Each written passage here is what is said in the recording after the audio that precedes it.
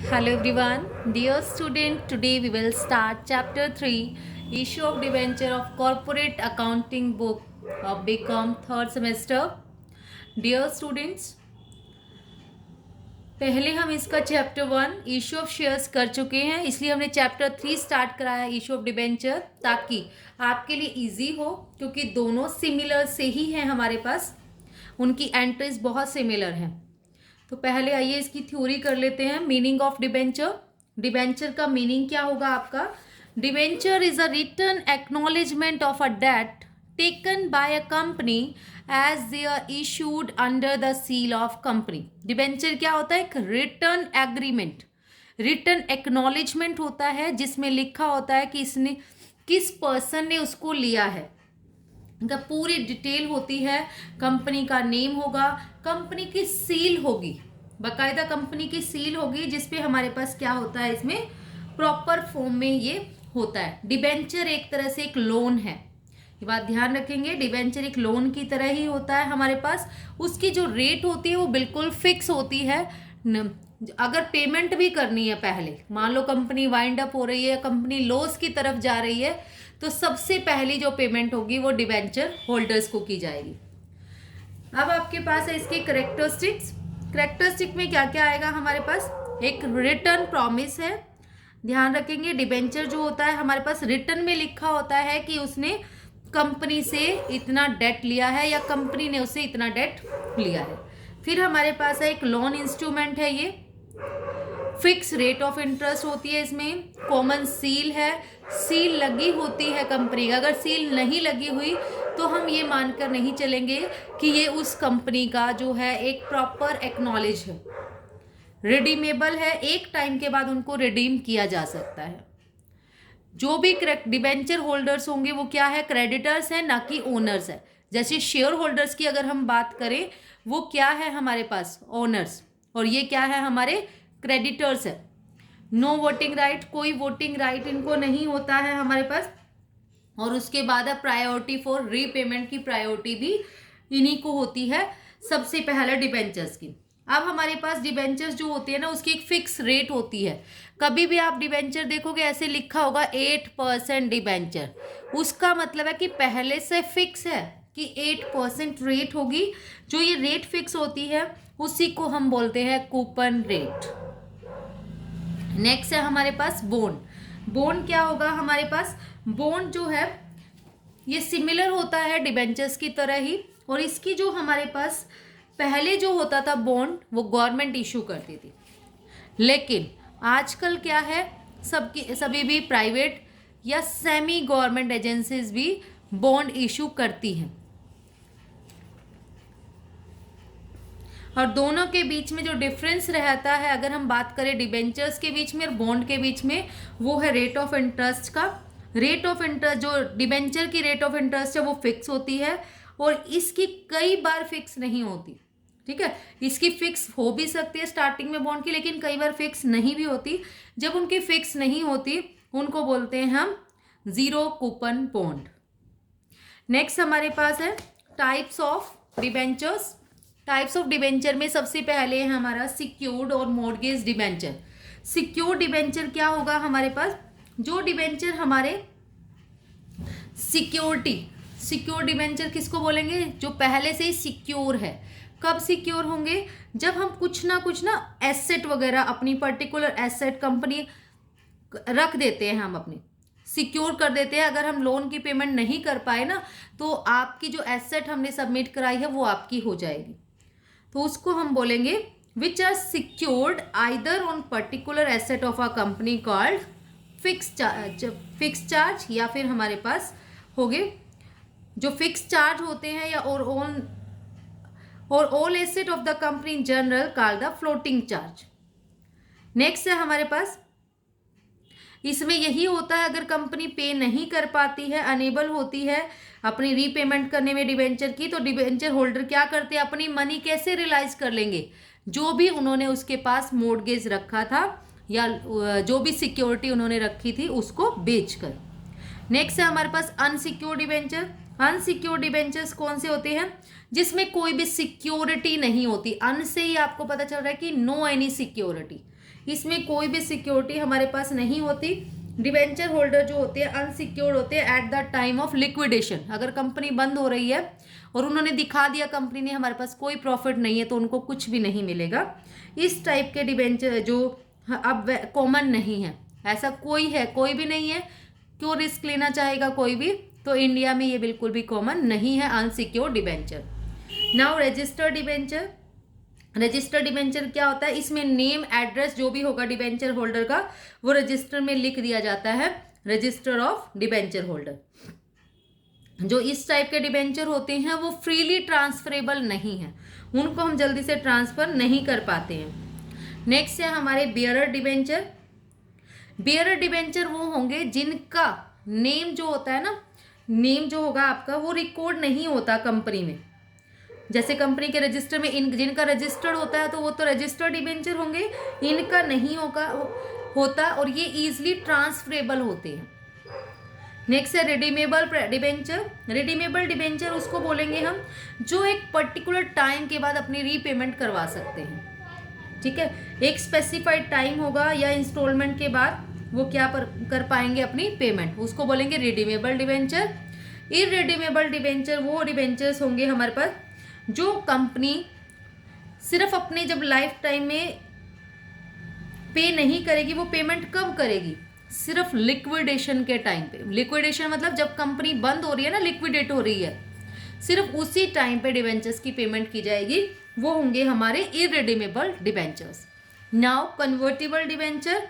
Convertible debentures उसको कहेंगे जिसको हम कन्वर्ट करा सकते हैं बहुत ईजिली इक्विटी शेयर में। डिबेंचर टू इक्विटी में हम कन्वर्ट करा सकते हैं। ऐसा भी हो सकता है, कई बार ऐसा होगा कि हम अपने फुली डिबेंचर्स को कन्वर्ट करवा देंगे इक्विटी शेयर में। जब फुली करवा सकते हैं तो उसको तो बोलते हैं हम फुली कन्वर्टिबल। दो टाइप के होंगे ये, फुली कन्वर्टिबल और एक होगा हमारा पार्शियल कन्वर्टिबल। जो पार्शियल कन्वर्टिबल डिबेंचर्स होंगे उसका मीनिंग क्या है कि हम एक पर्टिकुलर टाइम के बाद जो है हाफ शेयर को ही, कुछ शेयर को, कुछ पार्ट, शेयर का कुछ पार्ट हम कन्वर्ट करा सकते हैं इक्विटी शेयर में। डिबेंचर का कुछ पार्ट इक्विटी में कन्वर्ट करा सकते हैं और हमें इसके लिए सेबी की गाइडलाइंस को फॉलो करना होता है। नेक्स्ट है आपके पास, बस इसका डिफरेंस कर लेते हैं फिर इसके सम करेंगे। सबसे पहले हमारे पास शेयर्स और डिबेंचर्स में क्या डिफरेंस है, कैपिटल वर्सेस लोन। शेयर क्या है? अगर हम शेयर की बात करें ना, ये पार्ट ऑफ कैपिटल है हमारी, और जो डिबेंचर्स है हमारे पास वो है पार्ट ऑफ लोन। नेक्स्ट आपके पास है डिविडेंड और इंटरेस्ट। शेयर के ऊपर जो इंटरेस्ट होता है उसको इंटरेस्ट नहीं बोलते हैं आप, उसको क्या बोलोगे आप? डिविडेंड। तो शेयर्स पे आपको क्या मिलता है? डिविडेंड। और इस पे आपको क्या मिलेगा? डिबेंचर्स पे आपको एक लोन की तरह होता है, उस पे मिलेगा इंटरेस्ट, डिबेंचर होल्डर को इंटरेस्ट। नेक्स्ट आपके पास फ्लक्चुएटिंग और फिक्स रेट ऑफ डिविडेंड या फिर इंटरेस्ट। जो इस पर रेट जो है वो फिक्स होती है और इस वाले में जो वो फ्लक्चुएट करती रहती है हमारे पास, कुछ ही टाइम के लिए हमारे पास फिक्स होती है। मोस्टली जो शेयर्स की वैल्यू है वो क्या होती है? फ्लक्चुएट। वॉलंटरीली और कंपल्सरी रिडम्पशन, ये जो होगा हमारे पास, ये ऑप्शन है हमारे पास कंपनी के पास कि वो अपने शेयर को ना रिडीम करा सकती है एक टाइम के बाद। और यहाँ पर जो हमारे पास ये तो कंपल्सरी है, रिटर्न करना ही करना होगा उनको। फिर हमारे पास है सिक्योर्ड और अनसिक्योर्ड। जो शेयर है हमारे पास वो हमेशा क्या होते हैं? अनसिक्योर्ड, उनमें रिस्क ज़्यादा होता है। अनसिक्योर्ड भी है, और अनसिक्योर्ड जब भी कोई भी चीज़ होती है उसमें रिस्क हमारा क्या होगा? रिस्क भी मोर है। और जो ये वाले डिबेंचर्स जो होते हैं वो सिक्योर्ड होते हैं डिबेंचर, क्योंकि इसमें क्या रखा होता है? सिक्योर क्यों होते हैं? क्योंकि कोई ना कोई एसेट जो कंपनी के है ना उनके पास होती है, डिबेंचर होल्डर्स के पास, कि एक पर्टिकुलर टाइम के बाद अपनी पेमेंट नहीं कर पाए तो वो उनको सेल करके, उनको लिक्विडेट करके अपनी मनी जो है वो ले सकते हैं। वोटिंग राइट क्या होगा हमारे पास? शेयर होल्डर को वोटिंग राइट होता है, इनको कोई वोटिंग राइट नहीं होता। अब डिबेंचर्स इशू कैसे करते हैं उसकी कुछ जर्नल एंट्रीज हम पहले सीख लेते हैं। एंट्रीज का जो प्रोसेस है बिल्कुल सेम है जो हमारी शेयर्स की थी, मैं डिफरेंस आपको बता देती हूँ क्या है। सबसे पहले जब एप्लीकेशन मनी रिसीव करते हैं तो हमारी एंट्री होगी, हमारे पास कैश आ रहा है, बैंक अकाउंट डेबिट टू, देखो यहाँ शेयर एप्लीकेशन लिखते थे आप, शेयर के प्लेस पर लिखेंगे टू 8% डिबेंचर, ये 8% फिक्स रेट है, जो होगी वही लिखनी है हमें, to dash percentage debenture application account, ठीक है। इसमें 8% है तो 8% डिबेंचर एप्लीकेशन अकाउंट। अब एप्लीकेशन मनी को जब आप ट्रांसफ़र करते थे उसमें डिबेंचर अकाउंट में अब हम करेंगे, पहले कैपिटल शेयर कैपिटल में करते थे, डिबेंचर में करेंगे। देखो क्या आएगा, जब एप्लीकेशन लिखनी है तो आपने पूरा लिखना है, 8% debenture application account debit to, इसमें शेयर कैपिटल नहीं होता तो इसमें सिंपल होता है to 8% debenture, to 8% debenture account. जब आप ट्रांसफ़र करेंगे उसके बाद जब रिफंड करेंगे मनी को, जो टोटली हमारी रिजेक्ट हो गई है, रिजेक्ट वाले की एंट्री हम यहाँ करते थे ना ऐसे, टू बैंक, इसी में करते थे, तो इन्होंने थोड़ी सी सेपरेट दिखाई, हम एक में भी कर सकते हैं, ठीक है। जब रिफंड करते थे तो हमारी एंट्री बन जाएगी 8% debenture application account debit to bank. Next है हमारी, जब हम ट्रांसफ़र करते थे जो बीच का बैलेंस होता था ना, एक्सेस एप्लीकेशन हमारे पास आ जाती थी, वो अलॉटमेंट में ट्रांसफ़र करते थे तो उसकी एंट्री हम यहाँ कर देते थे टू 8% डिबेंचर अलॉटमेंट अकाउंट। अगर उसकी सेपरेट एंट्री करनी है तो हमारी बनेगी 8% debenture application account debit to 8% debenture allotment account, ठीक है। हम एक में भी कर सकते हैं लेकिन यहाँ मैंने सेपरेट आपको बताई है। फिर हमारी अगर फर्स्ट कॉल ड्यू की एंट्री आप करोगे 8% debenture allotment account debit to 8% debenture, then आपके पास जब उसको रिसीव करोगे तो bank account debit to 8% debenture allotment account. ध्यान रखना है 8% डिबेंचर का मीनिंग ही जैसे शेयर कैपिटल होता था वैसे है, और शेयर का मतलब हमारे पास 8% डिबेंचर हो गया और अलॉटमेंट का अलॉटमेंट, ठीक है, बिल्कुल सेम है। जहाँ जहाँ आप शेयर लिखते थे वहाँ 8% डिबेंचर लिखना है, जो भी है जितनी परसेंटेज होगी डिबेंचर लिखना है, और कैपिटल के प्लेस पर जो परसेंटेज इनटू डिबेंचर लिखना है। उसके बाद है हमारे पास on making first call due 8% debenture first call account debit to 8% debenture account, फिर रिसीव की हो जाएगी bank account debit to 8% debenture first call account. ऐसे ही जब हम फर्स्ट कॉल की करेंगे फाइनल कॉल की करेंगे वही हो जाएगी 8% debenture final call account debit, है ना। इस टाइप से सारी एंट्री अगर सेकंड कॉल है हम करते जाएंगे उसकी टू 8% डिबेंचर, फिर ऐसे ही बैंक की एंट्री कर देंगे उसकी bank account debit to 8% debenture final call. आइए इसका फर्स्ट सम अब स्टार्ट करते हैं। फर्स्ट सम है हमारे पास इलस्ट्रेशन 1। देखो इलस्ट्रेशन क्यों करवा रही हूँ, क्योंकि मोस्टली 95% आपका इलस्ट्रेशन में से ही क्वेश्चंस आते हैं। अगर एक्सरसाइज में से भी आएगा तो इलस्ट्रेशन के सिमिलर क्वेश्चंस ही आपके पास आएंगे। तो इसका फर्स्ट क्वेश्चन है आपके पास, देखिए,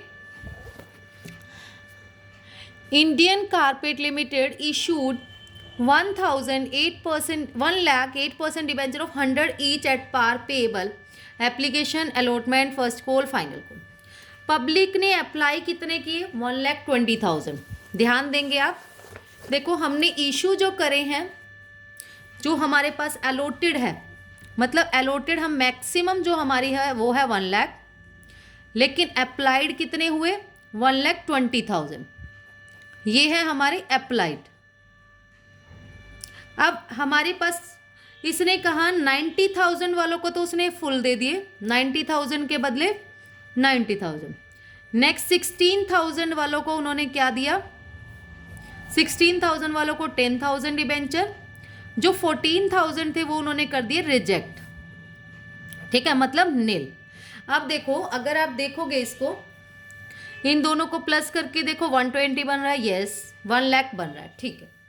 उसके बाद जो हमारी जर्नल एंट्री करनी है, हमें सारी एंट्री करनी है, all money were receive except final call on 2,00,000 debenture. First entry देख लीजिए, फर्स्ट एंट्री ही मेन है हमारे पास, बैंक अकाउंट डेबिट टू, देखो परसेंटेज कितनी है, इसमें भी 8% है, तो 8% डिबेंचर एप्लीकेशन अकाउंट। जैसे ओवर का क्वेश्चन है, ये ओवर सब्सक्रिप्शन का होता है, एप्लीकेशन है हमारी 25 की, तो पहली एंट्री हमारी इसी से होगी 1,20,000 से, 1,20,000 की 25 से मल्टीप्लाई कर दोगे तो आ गया हमारे पास 30 लाख।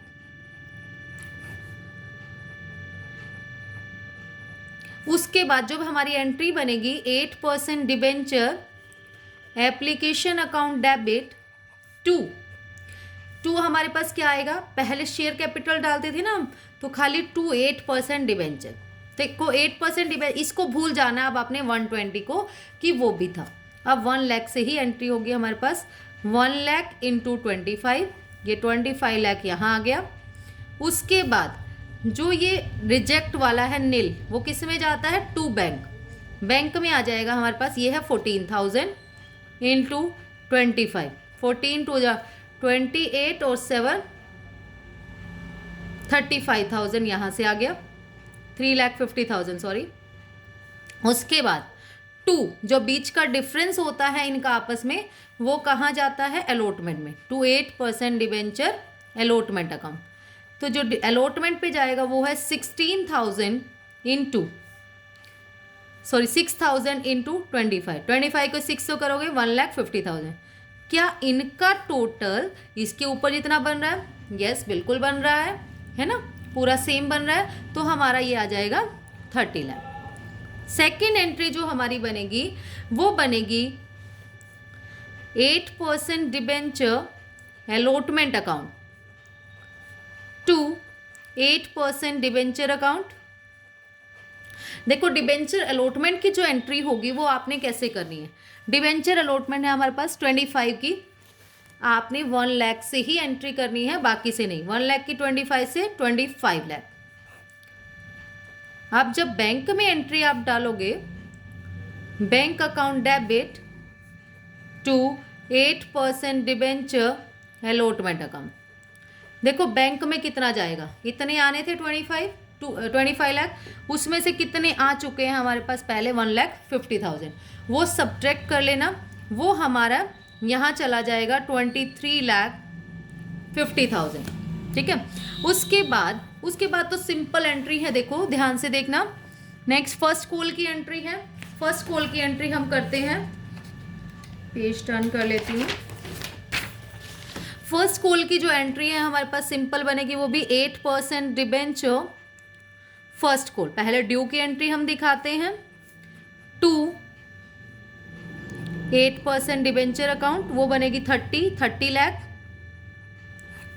फिर हमारी बैंक में जाएगी, बैंक में देखो कितना जाएगा, bank account debit to 8% debenture first call. First call में जो अमाउंट जाएगा सेम ही जाएगा, क्योंकि सभी ने पेमेंट करी है। उसने बोला है कि सिर्फ एक फाइनल कॉल पे पेमेंट नहीं हुई है। और नेक्स्ट हमारी एंट्री बनेगी डिबेंचर फाइनल कॉल। बस फाइनल कॉल पे थोड़ा सा ध्यान देना है आपने। फाइनल कॉल है हमारी 20 के अकॉर्डिंग 20 लाख हो गया यहाँ पे, टू 8% डिबेंचर। फिर हमारा है bank account debit to 8% debenture final call. ये है हमारे पास, देखो 2,000 ने पे नहीं किया, 2,000 को आप 20 से मल्टीप्लाई कर लीजिए, ये आ जाएगा 40,000। 40,000 हम इसमें से माइनस कर देंगे, 19,60,000 आपका आंसर आ जाएगा। ठीक है, ये हमारा ये चली जाएगी फाइनल कॉल की पेमेंट। देखिए नेक्स्ट है हमारे पास, इसके लिए हमें बहुत अच्छे से वो आना चाहिए हमारा, ठीक है, स्टार्टिंग से ही हमारा वो कंसेप्ट क्लियर होना चाहिए कि कैसे हमें करना है। उसके लिए आपको इशू ऑफ डिबेंचर्स वाला चैप्टर अच्छे से क्लियर करना है, उसकी वीडियो आप अच्छे से देख लेंगे तो हो जाएगा आपको। उसके बाद है हमारे पास, देखो issue of debenture at premium. अगर हम प्रीमियम पर कर रहे हैं, प्रीमियम मतलब डिबेंचर 100 का है और हम कर रहे हैं 110 में, 10 क्या हो गया, प्रीमियम। तो 10 प्रीमियम जो है वो क्या है, कंपनी का गेन है, वो है ना, कंपनी का प्रॉफिट होगा हमारे पास। तो इसकी जब एंट्री बनाएंगे, उसकी भी सिंपल हम एंट्री बना लेंगे जैसे हम करते आए हैं। उसके बाद है डिस्काउंट। डिस्काउंट वाली जो होती है हमारे पास, डिस्काउंट में क्या होगा, 100 का था 90 में हम कर रहे हैं। तो ऐसा कोई होगा जिसको पहले से ही पता है कि हमें लॉस होगा, तो वो उसको तो नहीं करेंगे, लेकिन ऐसी कोई रेस्ट्रिक्शन नहीं है कंपनी के पास, वो कर सकते हैं। ठीक है, मैक्सिमम लिमिट ऑफ डिस्काउंट जो होगा हमारे पास उसके अकॉर्डिंग। अब इसकी जो मेन कंसेप्ट है वो है हमारा issue of debenture for consideration other than cash. Other than cash का कंसेप्ट वैसे तो हम कर चुके हैं, है ना, उस वाले में बिल्कुल सेम है। अदर देन कैश के हम क्वेश्चंस ही करते हैं। एंट्रीज वैसे बता देती हूँ। सबसे फर्स्ट एंट्री होगी परचेज की, assets account debit to vendors account. अब मान लो अगर हमारे पास एट पार है, एट पार का मतलब है जितने के शेयर उतने में ही दे दिए हमें, ठीक है, जितने की वैल्यू थी। तो vendors account debit to share cap, to जो भी होगा मतलब जो रेट होगी ना उसमें वो ले लेंगे 8% डिवेंचर अकाउंट। ठीक है, उसके बाद जब हमारी सेकेंड एंट्री बनेगी उसमें हमें क्या ध्यान रखना है। अगर मान लो एट प्रीमियम है, एट प्रीमियम है हमारे पास इशू, तो हम क्या करेंगे, vendors account debit to debentures, जितने भी होंगे मतलब टू डिबेंचर्स अकाउंट, जो रेट होगी वो ध्यान से रखनी है। फिर टू सिक्योरिटी प्रीमियम हमारा कहाँ आ जाएगा, क्रेडिट हो जाएगा, हमारा प्रॉफिट है कंपनी का, टू सिक्योरिटी प्रीमियम। अगर एट डिस्काउंट है, यही चीज ना एट डिस्काउंट है, बस मेन है आपने निकालना कैसे है ये डिबेंचर्स और प्रीमियम। ठीक है, वो मैं आपको अभी बताती हूँ। तो आपका आ जाएगी, इसकी एंट्री बनेगी vendors account debit discount account debit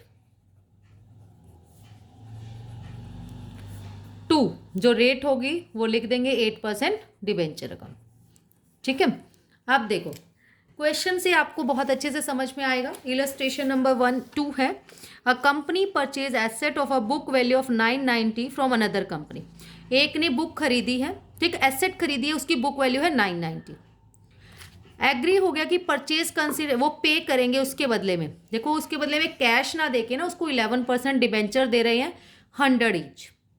ठीक है, issue of debenture have been paid at par. अगर पार पे है, पहली एंट्री तो देखो सब में ही बनेगी, asset account debit to vendors. Vendors का अगर नाम है, जैसे इसमें कोई नाम नहीं है तो इसलिए हमारी एंट्री क्या बन जाएगी, वेंडर्स अकाउंट। जो एंट्री बनी हुई ना उसी में एंट्री करा देती हूँ, asset account debit to vendors, तो पूरा आ जाएगा हमारे पास 990।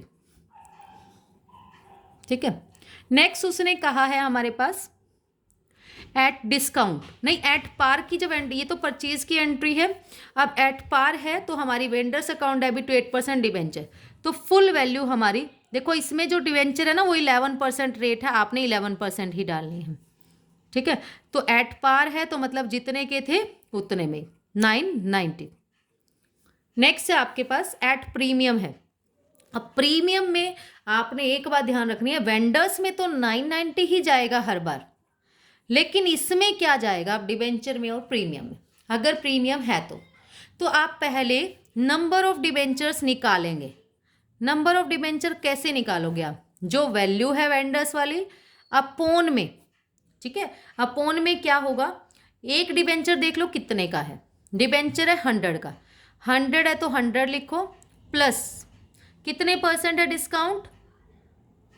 अच्छा मैंने प्रीमियम करा दिया, पहले पहले प्रीमियम है 10%। ठीक है, तो 990 को आप डिवाइड कर लेना 110 से, कट गया, यहाँ से आ गया 9000। ठीक है, 9000 डिबेंचर आ गए, नंबर ऑफ डिबेंचर। अब 9000 की 100 से मल्टीप्लाई करोगे तो यहाँ आएगा हमारे पास डिबेंचर में, और सिक्योरिटी प्रीमियम में क्या आएगा, 9000 की मल्टीप्लाई आप 10 से कर दोगे तो 90,000, दोनों को मिला के क्या बन गया हमारा 9,90,000। देखो पहले डिस्काउंट का था, वैसे मैंने प्रीमियम का करा दिया, कोई बात नहीं। अब डिस्काउंट का समझो, डिस्काउंट की एंट्री है vendors account debit discount account debit to 8% debentures. अब हमें निकालनी पड़ेगी इसकी वैल्यू। देखो आप कैसे निकालोगे, वही same process, 990 divide by 100 minus 10। ठीक है, माइनस 10, तो माइनस 10 आपने किया 90,000 आ जाएगा। 9,90,000 को 90 से डिवाइड करोगे तो वो आ गया हमारे पास 11,000 डिबेंचर्स। 11,000 की मल्टीप्लाई आप 100 से करोगे। यहाँ पर 11,000 इंटू 100, तो 11 लाख के डिवेंचर हमारे पास से जा रहे हैं और डिस्काउंट में आएगा 11 इंटू 10 के हिसाब से 1,10,000। और वेंडर्स में हमेशा क्या आएगा, जो हमारी स्टार्टिंग में परचेज वैल्यू थी। ठीक है, ये हमारा आ जाएगा 990, यहाँ 1 लाख और यहाँ 11 लाख। ठीक है, आप ये बहुत इंपॉर्टेंट क्वेश्चन है। नेक्स्ट है हमारे पास, देखते हैं नेक्स्ट है हमारे पास, ये था हमारा इलस्ट्रेशन नंबर 2, बीकॉम 2016 में आया भी हुआ है, इंपॉर्टेंट है। नेक्स्ट है हमारे पास issue of debenture at collateral security. Collateral security क्या होती है हमारे पास, जब कंपनी लोन लेती है बैंक से या किसी अदर पार्टी से, तो उसके बदले में क्या कर देती है, डिबेंचर इशू कर देती है। ठीक है, डिबेंचर इशू करेगी तो कुछ ना कुछ उसके बदले में क्या करना पड़ेगा, सिक्योरिटी तो देनी पड़ेगी कि हम तुम्हारी एक पर्टिकुलर टाइम के बाद पेमेंट कर देंगे। अगर नहीं करते हैं हम पेमेंट, तो वो क्या करेंगे, उसके बदले में उसका चार्ज जो है ये उसको सेल करके आप अपने पैसे कमा सकते हो। ठीक है, तो हमारे पास जो होता है इस पे जो रेट होती है वैसे तो लिखी ही होती है हमारे पास। इसको ट्रीटमेंट कैसे करेंगे जब कोलेटरल सिक्योरिटी हम रख के आते हैं। और हाँ, एक बात हो, मान लो हमें 1 लाख रुपीज़ का लोन चाहिए, तो उसके बदले में ना बैंक है या कोई कंपनी है, उसके बदले में क्या करते हैं बैंक, उससे ज़्यादा 1 लाख से ज़्यादा, उससे ज़्यादा की वैल्यू हमसे रखवाते हैं। 1 लाख का अगर लोन दे रहे हैं ना, मिनिमम 120 रखवाएंगे वो, या 80,000 लोन देंगे तो 1 लाख रुपए, जितनी हमारी सिक्योरिटी होती है उसका 80% तो उनका होता ही है। आप देखो अब क्या करेंगे, एक मिनट, मेरा कहने का मतलब है अगर हमें 1 लाख रुपीज़ का लोन चाहिए तो उसके बदले में मोर देन दिस, उससे ज़्यादा की कोलेटरल सिक्योरिटी हमें जमा करानी होती है। ठीक है, मान लो हमें गोल्ड लोन चाहिए होता है, पैसे लेते हैं हम, अपना गोल्ड सबमिट कराते हैं, तो गोल्ड की अगर हमें 1 लाख का लोन है ना, तो कम से कम 120 का तो लोन हमें सबमिट कराना ही पड़ेगा। ठीक है, गोल्ड सबमिट ही कराना पड़ता है, ताकि उनको वो रिस्क फ्री हो जाते हैं। अगर ये पर्सन पे ना भी कर पाए ना, तो हम उसका गोल्ड बेच के वो कर लेंगे। ऐसी उनकी कोई एसेट रखवा ली जाती है उस अपने रिस्क को दूर करने के लिए। अब इसको करने के हमारे 2 मेथड्स हैं, ध्यान देंगे। जो फर्स्ट मेथड है हमारे पास, उसमें एक ही एंट्री होगी सिर्फ बैंक लोन की, दूसरी कोई भी एंट्री हमारी नहीं होगी। जो फर्स्ट एंट्री होगी वो क्या होगी हमारी, 2 मेथड है। फर्स्ट मेथड में तो हम क्या करेंगे,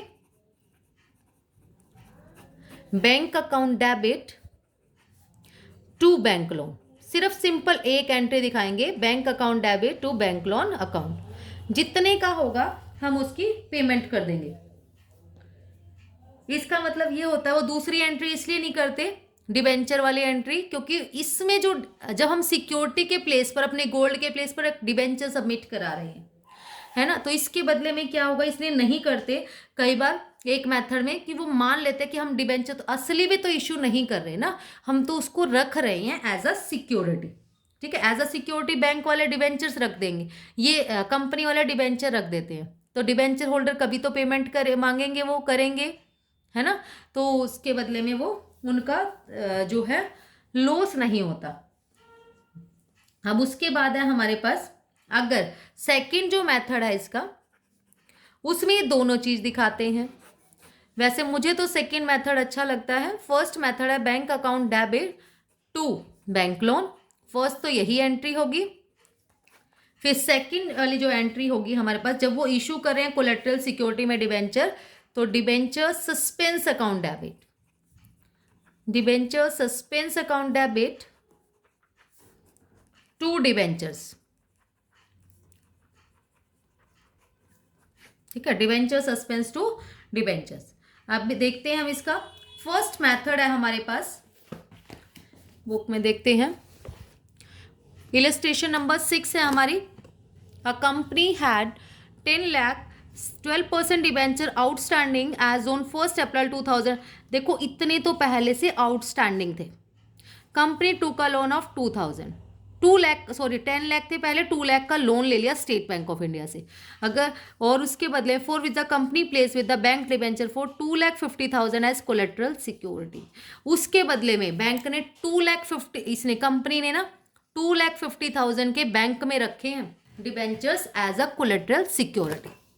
अब उससे क्या होगा हमारे पास, जो 2 लाख इसने रखे हैं 2,50,000, अब 2 लाख का लोन मिल रहा है उसको, लोन एक्चुअल में 2 लाख का मिल रहा है, तो हमारे जो फर्स्ट मेथड है उससे क्या एंट्री बनेगी, bank account debit to bank loan, तो हमारी एंट्री आ जाएगी 2 लाख, ठीक है।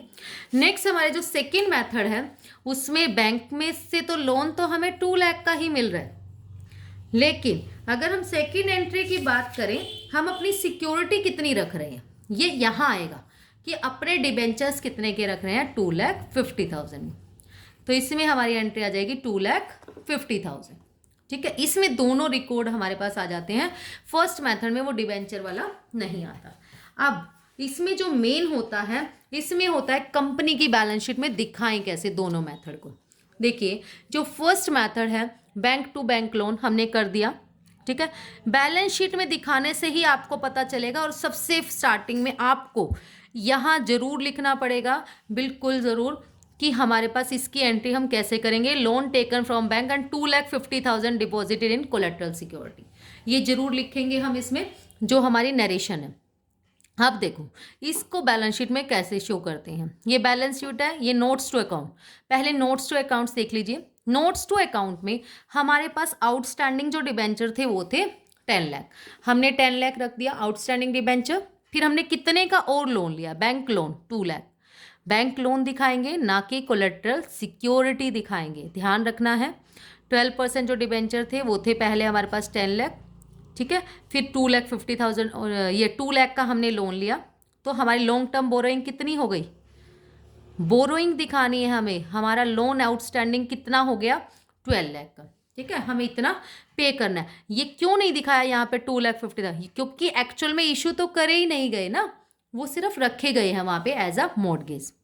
अब यहाँ बैलेंस शीट में आपका जो अकाउंट बनता है वो है पर्टिकुलर्स नोट, ठीक है, फिर करंट ईयर, फिर प्रीवियस ईयर, प्रीवियस ईयर का बाद में होता है। 31 मार्च 2018 को, 1 अप्रैल 2018 को कितने थे 10 लाख, अब 2 लाख और बढ़ गए, तो ये कितने हो गए 12 लाख, यहाँ पर हमारा आ जाएगा 12 लाख, ठीक है।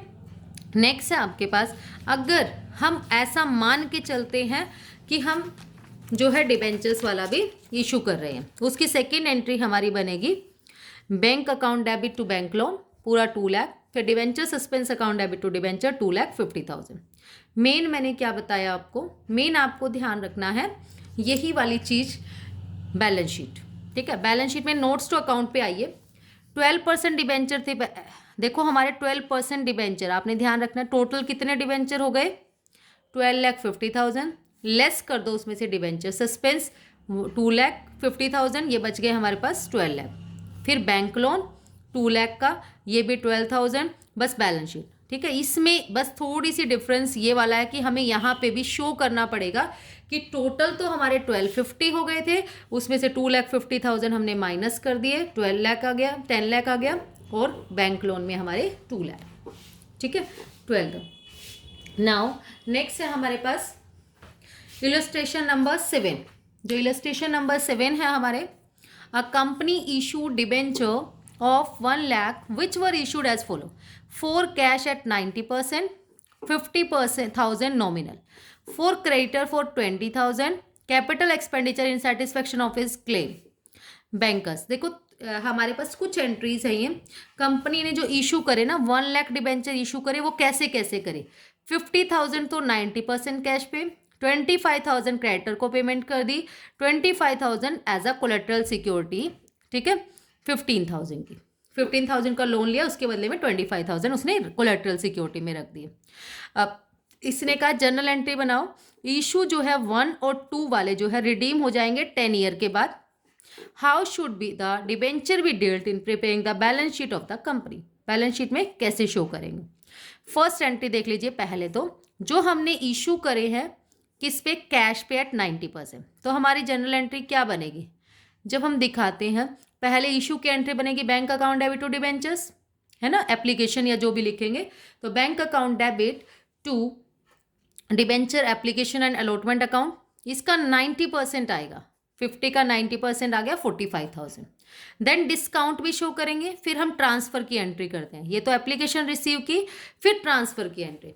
जो ट्रांसफर की एंट्री होगी हमारी वो बनेगी debenture application allotment account debit, discount on debenture account debit to debentures. देखो कोई रेट नहीं है इसलिए खाली डिबेंचर लिखा है, अगर रेट होती तो हम रेट ही लिखते, ठीक है। उसके बाद हमारा आ गया 50,000 यहाँ पे, 45 हमारे मिले थे हमें, 5,000 कहाँ चला गया हमारा डिस्काउंट में, ठीक है। नेक्स्ट है हमारे पास, नेक्स्ट वाली एंट्री है, देखो जो नेक्स्ट 25 है उसने कैसे करी, क्रेडिटर्स को पेमेंट करी है, मतलब कुछ ना कुछ परचेज किया होगा ना, फिर उनके क्रेडिटर बने होंगे, उसको पेमेंट करी है उसने 20 था। देखो 25 के दिए उसको, जबकि पेमेंट कितने की, हिसाब किताब बराबर कितने में हो रहा है 20,000। इट मीन्स 5,000 क्या होगा उनका डिस्काउंट होगा, capital expenditure in satisfaction of his claim. Next देखो जनरल एंट्री बनेगी, fix asset account debit to vendors, purchase किया होगा उसने 20,000 का सामान, फिर पेमेंट कर दिया, vendors account debit, discount on debenture account debit to debentures account, ठीक है। अभी जो हमने वेंडर्स की एंट्री करी, अब इसमें कैलकुलेट करने की नीड क्यों नहीं है, क्योंकि परसेंटेज तो गिवन नहीं है, सिंपल है, 25 के बदले 20 में पेमेंट कर दी उसकी, ठीक है। 25,000 के डिबेंचर, तो 5,000 आ गया हमारा डिस्काउंट में। नाउ नेक्स्ट है हमारा कोलेटरल सिक्योरिटी का 25,000, देखो 1 लाख बन रहे हैं इससे, 25,000 को उसने पेमेंट किससे करी है हमारे, 15,000 का लोन लिया, तो bank account debit to bank loan में कितना आ गया 15,000। Debenture suspense account debit to debenture कितने के दिए 25,000। अब देखो हमारे पास जो टोटल जो हमारा डिस्काउंट है उसका 1/10 उसने बोला है 10 ईयर में ट्रांसफर करना है, 10 ईयर मतलब 1/10 ही हो गया, 10 से आप डिवाइड कर देंगे जितना हमारा डिस्काउंट बनेगा। अब देखिए डिस्काउंट कितना बन रहा है हमारा, डिस्काउंट जो हमारा बन रहा है 5,000 तो ये और 5,000 ये, 10,000 का डिस्काउंट हो गया, 10,000 को 10 से डिवाइड करो, हमारा आ गया 1,000। 1,000 हम डेली हर साल स्टेटमेंट ऑफ P&L में ट्रांसफर करेंगे, statement of P&L account debit to discount on debenture, ठीक है, वो आ जाएगा 10,000 डिवाइड बाय 10, तो 1,000 हमारा इसमें आता रहेगा हर साल।